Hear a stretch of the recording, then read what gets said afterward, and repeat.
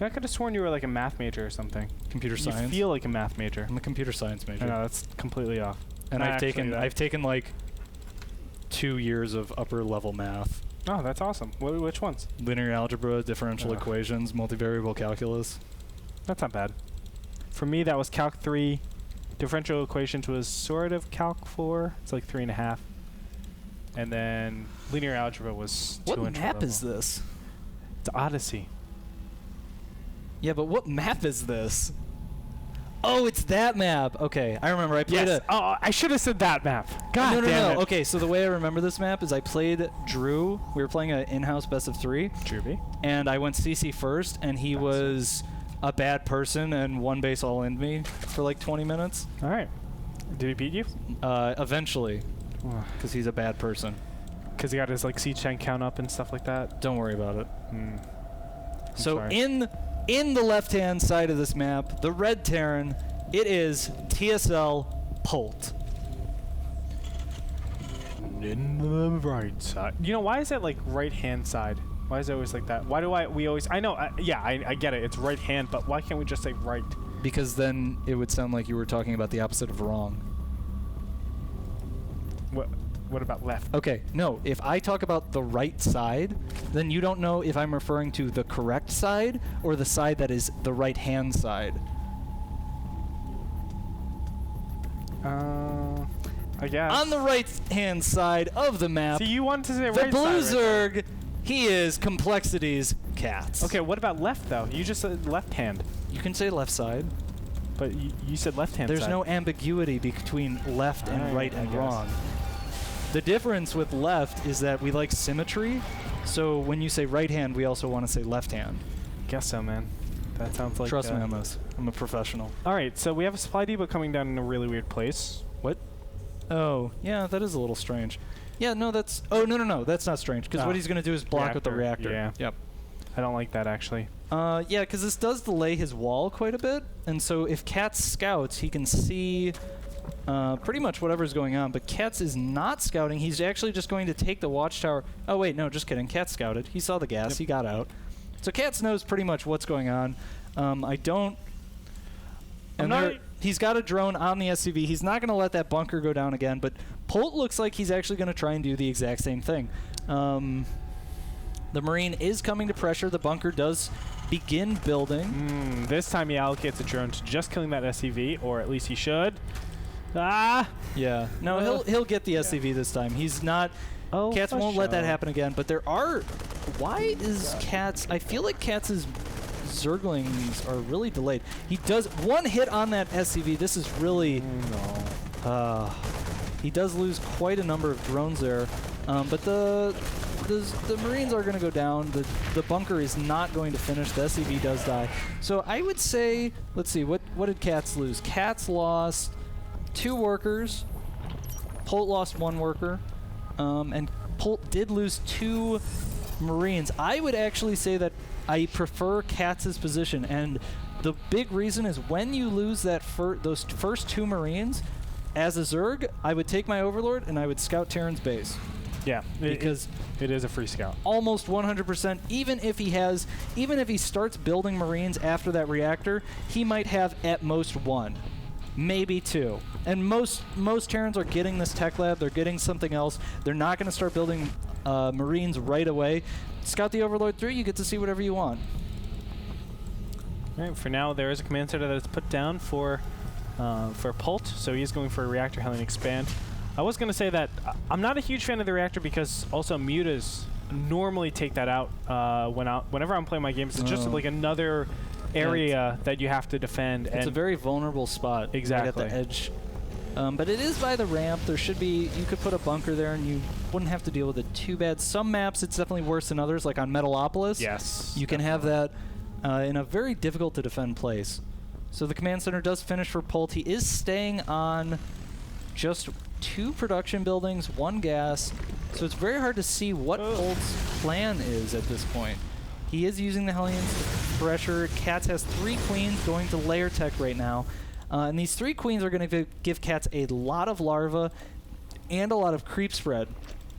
Basically, if you only have queens equal to the number of hatches, then you're spending almost all of your energy injecting. But with that extra queen, he's got one that can be dedicated just to putting down tumors or just for transfuses. Polt has 6 Hellions, though, and Catz really... 2 queens, not enough to deal with 6 Hellions. Yeah, that does punish your opponent. Obviously, you can't get enough of a creep spread. Normally, if you want to get rid of this this Hellion count, you need roaches out on the field. So for now, there's going to be a lot of just map control overall for Polt. And this is actually what I really like. These Hellions basically say, okay, I'm going to limit you. I'm going to make it very hard for you to take a 3rd base when you actually want to. And on top of that, I'll pretty much know exactly what you're doing, because if I don't see you clearing out these Hellions, you're going Mutalisks or a very, very delayed, maybe 1/1 Zerglings. Yeah, I don't really like... Okay, there's a couple things I don't really like here. One, leaving your Hellions on creep like this is extremely risky unless you have some kind of ESP when you know it's become dangerous. Like, this is right around the timing that speed usually finishes, and a decent group of speedlings would be able to catch these Hellions on the creep and clean them up without too much trouble. But fortunately for Polt, Catz is going straight to Infestors. He has very late speed. Yeah. So that's... How do you feel about Infestors at this point? I mean, I know Catz is a player that's known for doing just these wanky type of builds, but we don't have a macro hatch. We don't have really fast upgrades. He's going to be investing a lot into those Infestors. I want to know, what are your opinion on it, and especially in TVZ? I find that a little bit questionable. Usually when I see Infestor play, it's coupled with very fast double upgrades. So speed is just finished. Catz, here we go. Catz is going to go for those Hellions. Polt reacting just a little bit too late. Does catch, gets 3 of the Hellions. Medevac's coming, and ooh, a decent number of Marines here. Stim is done. Fortunately, Catz built another round of Zerglings. He does see that, so he doesn't get caught completely off guard. And he did kill almost all the Hellions, I think. Yeah, he killed 5 of the 6 Hellions. So what this attack could have been all those Marines plus 6 Hellions, which would have been much stronger than what it is. The Medevac going to just pick up those Marines and fly away. The Infestor is going to be coming out. 6 Infestors finishing up very soon here. Does build a 3rd hatchery now, but Catz really lacking in the upgrade department. That's going to be pretty critical, although Polt really hasn't gotten too early of upgrades, but normally when you do this type of Infestor strategy, you do want to get a huge amount of upgrades. It empowers your mineral dump, which are those Zerglings. Right now he's going to have a limiting factor. The Infestor's going. If they get one good fungal here, very nice. And the second fungal will clean up all of those Marines. Polt, that's delicious, in a much worse position now. He's going to lose basically all map control. If I were Catz, I would even consider... No, I would not consider. I would double expand. Catz has 1,500 minerals. He's got way too much money. He's been stuck on 2 bases for far too long.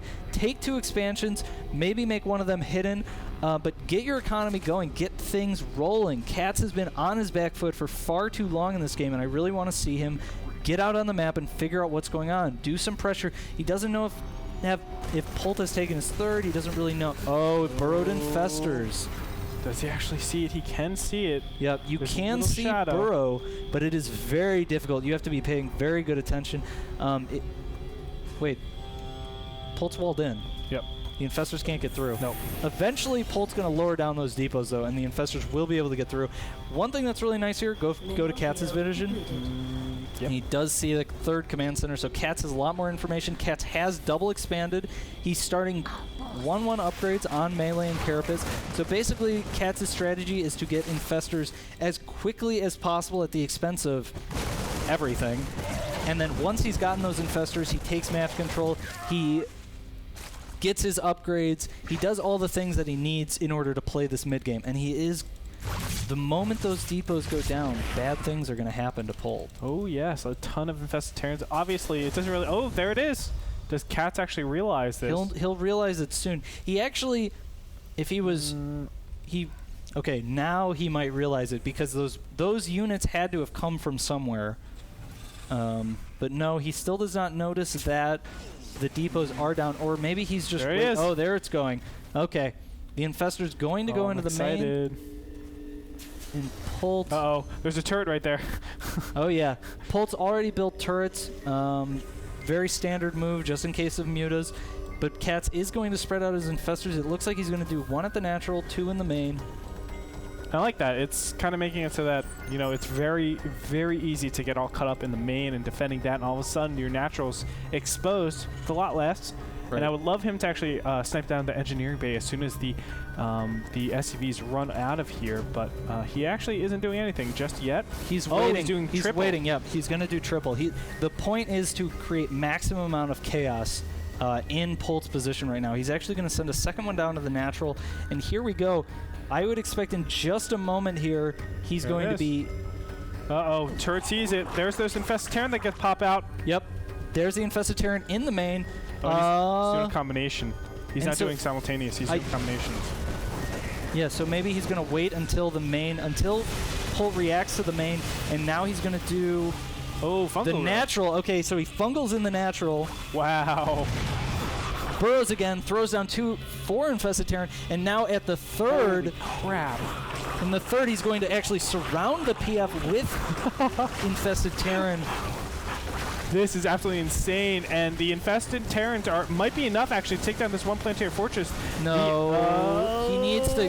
What would have been better is he needs to focus fire down those SCVs or save 1 or 2 fungals to take out those SCVs, because he could have done that. What if he had thrown down maybe 10 Infested Terran, get the SCVs to start running, then throw down a couple fungals, kill all the SCVs, throw down more Infested Terran, take out that third. Either way, Catz is looking very strong right now. Yep, 28 SCV kills in that exchange. 77 Harvest is 38, and now all he's going to do is make sure he absolutely destroys this incoming push. Yep. It is going down to the 4th base, so right now Catz probably will lose it just because he's out of position. He can't actually throw away all these Zerglings. The upgrades are looking pretty good for Catz. They're actually equalized right now, but he just cannot do stuff like that. Now a bunch of Infested Terrans are going to pop out. Fungal growth goes down a lot of Marines. That's not going to be enough. That was not a good engagement by Catz. It was not a good angle to take, and he also waited far too long for he engaged too early with the Zerglings before he waited for the Infestors, and he didn't need to do that. He killed so many SCVs. He was ahead by so much economically. He could have sacrificed that 4th base, defend the 3rd, which you can hit from multiple angles much easier than that angle at the 4th. And he would still be looking fine. Yeah, now he's in a really tough position. Fungal growths go down on this group of units. Yep, he does have a lot of Infestors here. 2-2 is just starting for both players, so the upgrades are going to be equal right now. But Catz, he just needs more Zerglings. He needs more meat to keep those Infestors alive so that they can get off their key spells. Yeah, and at this point, I mean, Catz has an army meant for, you know, kind of delaying pushes, not really meant for like attacking entrenched positions. And right now, oh, a ton of Infested Terran going to pop out here. How did he do that so fast? I have no clue. Maybe a shift Q? Or scroll? Oh yeah, it could have been shift. Probably a shift Q. Yeah. But that was really weird because you would expect that to be timed with an attack. Yeah. But obviously not going to happen. Right. And now Polt has almost equalized the worker count. Catz has lost a lot of drones in those engaged, losing those 2 hatcheries. I think Polt is ahead at this point, despite all of that very, very nice play by Catz earlier. Oh, yeah. Just did not deal with this push the way he needed to. Yeah, and there's no real great way to actually deal with that Terran army over there. He needs something like Ultras or Broodlords, I think, if he wants to really penalize his opponent, or not penalize, but rather punish his opponent. See that? Although the Terran army only has 2 siege tanks now. With a couple more Infested Terran, you could get the siege tanks to blow each other up, and then Speedlings with Infestors will be fine. The problem he was having earlier is there were so many tanks that his Infestors were all just getting blown away before they could really get in range. But once the tanks are gone, good fungals, you don't have to worry about that with Bio. Well, 2-2 is about to hit, so maybe these Zerglings can get a lot more done, but you can see a ton more units coming on the way. Marines, Marauders, and Siege Tanks. And, you know, this isn't a great army to actually deal with. He's actually sieging up onto that one Spine Crawler. Broodlords. Broodlords. Awesome. Where How do we miss Broodlords? There are 3 Broodlords morphing. So he's waiting for the Broodlords now. And this is going to come at a time where Polt really is going to be prepared for these Broodlords. He has to rely on Mass Marines. And Mass Marines, let me tell you, do not do good against Fungal Growths. No. No, indeed they do not. Like, I think they lose, actually, a lot. Polt does not even have a Ghost of Academy. He does not have a second starport. Oh god. But if he can break this position, Catz leaving his Broodlords out in the open, and the Infestors all getting picked off. I don't know what the Zerglings are doing. Did Catz lose all of his Infestors? Yes. No, there's still 4 Infestors somewhere on the map, but the Zerglings not really. They need to defend the Broodlords much better, but now that this army is cleaned up, the whole advantage for Catz at this point was the army composition, the premature hive tech, the high Infestor count. Now that he's lost all of that, Catz is looking terrible.